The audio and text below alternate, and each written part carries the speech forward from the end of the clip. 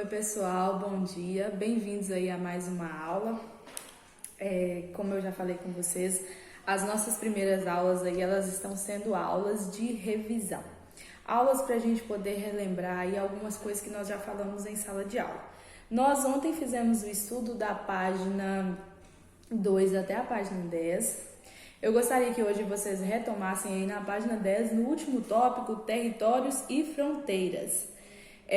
Eu sugiro que vocês assistam essas aulas e façam uma reflexão sobre o material didático, ok? Territórios e fronteiras. O que são territórios, gente? Territórios nada mais, nada menos são do que espaço geográfico ocupado por um povo ou grupo social que exerce um total controle sobre ele. Nós podemos ali ter um grupo social, por exemplo, comunidades indígenas, e assim sucessivamente, e podemos também ter um povo, como é o caso do território brasileiro, né? Nós temos aqui dentro do território brasileiro o povo que faz parte da nação brasileira, o povo que exerce o domínio e o controle sobre esse território. E as nossas fronteiras, por que eu falo fronteiras? Porque nós temos vizinhos, os nossos vizinhos são os países que fazem fronteira conosco. Dentro do nosso território nós temos os estados que fazem vizinhança com os outros estados. Então é importante que nós estabeleçamos limites. Esses limites, eles são chamados aí de fronteiras, certo? E nós temos também uma questão a respeito aí na próxima página, na página 11, sobre população, povo e nação. Primeiro ponto que eu gostaria que vocês estabelecessem aí e grifassem na memória de vocês é que a população de um país corresponde basicamente ao total de indivíduos, isto é, o número de cidadãos dentro do estado, o estado-nação. Ou seja, então a população aí é toda a população do nosso país, ele faz parte aí todo o nosso povo, o número de indivíduos é tido como população. E povo é determinada população que compartilha entre si um idioma, uma série de hábitos, valores, uma identidade mais ou menos comum. Então, o povo é aquele que compartilha o idioma, que compartilha uma identidade, que tem aí uma semelhança. Então, quando nós falamos sobre o povo brasileiro, por exemplo, nós estamos falando de um povo que compartilha o mesmo idioma. Qual que é o nosso idioma, professora? É o português, né? E qual que é aí as nossas semelhanças? Nós temos uma semelhança racial, nós temos uma semelhança de cultura, nós temos uma semelhança de hábitos. E a nação, gente, nação é a identidade entre os povos que constitui. Então a nação é tudo isso aí, a nação abriga o conceito aí de população, abriga o conceito de povo e que forma aí essa questão aí da nação, certo? Então, quando nós falamos em população, nós estamos falando exatamente de números. Quando nós falamos de povo, nós estamos falando aí de características culturais. E quando nós falamos de nação, nós estamos falando de números e características culturais, certo? Que abrigam aí, formam a nação. Nós falamos, gente, sobre a questão também das nações que não constituem países. Vocês se lembram disso? Que é o exemplo lá de Taiwan, que está na página 12 aí. Eu gostaria que vocês relembrassem aí essas questões. Por que essas nações elas não constituem país?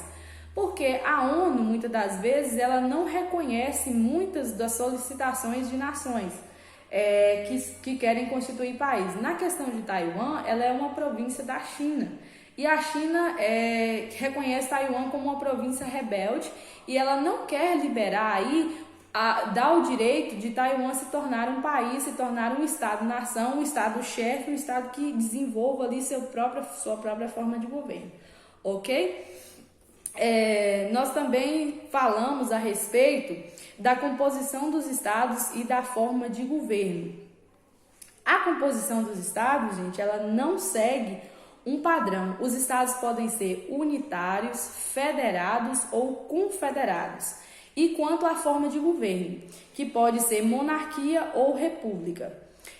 Quanto ao sistema de governo, que pode ser presidencialista, parlamentarista ou mistos. Nós vamos falar mais abertamente acerca de cada um deles. O regime político autoritário ou democrático. Aí você pergunta, professor, o que é o regime político autoritário?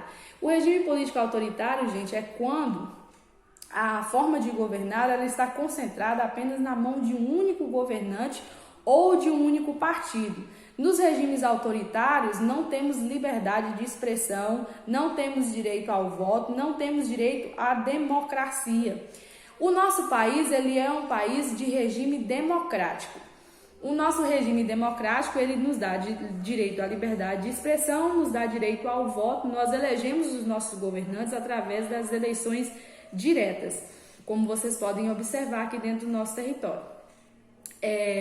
Essa questão ela é muito interessante. Por quê? Porque o governo autoritário ele tende a ser um governo que concentra-se as maiores corrupções.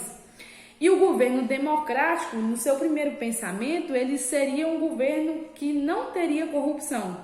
Só que na prática, como vocês podem observar, isso se dá de uma maneira diferente.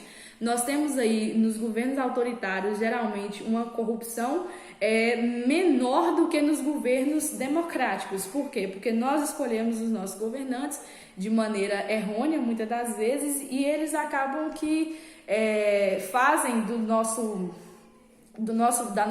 governo uma certa bagunça. Os autoritários, como a gente já falou, que é a centralização aí num único partido ou grupo social, a autoridade absoluta das decisões. No autoritário, ninguém tem direito a falar nada. O chefe de estado falou, tá falado. E alguns estados unitários, gente, que nós temos aí, o que é um estado unitário? O estado unitário é aquele onde o poder ele se concentra num único ponto do território. Os estados unitários que nós temos aí podem ser Uruguai ou França, que tem apenas o poder central. Ele não distribui o seu poder em unidades federativas, como aqui no nosso país. Ou seja, o poder dos estados unitários ele está centralizado. E temos aí também a questão dos estados federados. Os estados federados, nós temos aí o exemplo dos Estados Unidos e do Brasil, que tem o sistema federativo de estado e o poder central. Nos federados, os estados eles podem desenvolver suas próprias políticas, suas próprias leis. Não é proibido isso. Como é o caso do Brasil. Nós temos aqui nos nossos estados, cada um tem seu código de leis, tem leis de estados que não vigoram em outros, mas todos eles obedecem ao poder central, ou seja, quem é o chefão aí é o pessoal lá de Brasília, do Distrito Federal, que manda em todo o nosso território. Nós podemos desenvolver no estado de Minas Gerais as nossas leis próprias? Podemos sim, mas desde que elas obedeçam às leis da Constituição do país, ou seja, do estado-chefe, ok? E temos também os estados confederados. Os estados confederados, eles têm uma diferença dos federados porque eles têm, as unidades federativas, elas têm maior autonomia. Estados confederados, elas podem participar de alguns eventos que os estados federados não podem. Mais adiante nós vamos falar aí a respeito desses exemplos de estados federados. Essa primeira aula aí eu gostaria que vocês fizessem essa reflexão a respeito disso. Ela está contida aí a partir da página 10 até a página 14. Gostaria que vocês dessem uma olhada, dessem uma relida, dessem uma consultada aí no material de apoio e de sugestão e dessem uma revisada também nas atividades, ok? Beijos e até a próxima aula. Se gostaram da aula, por favor, gente, deixe o seu dedinho no like.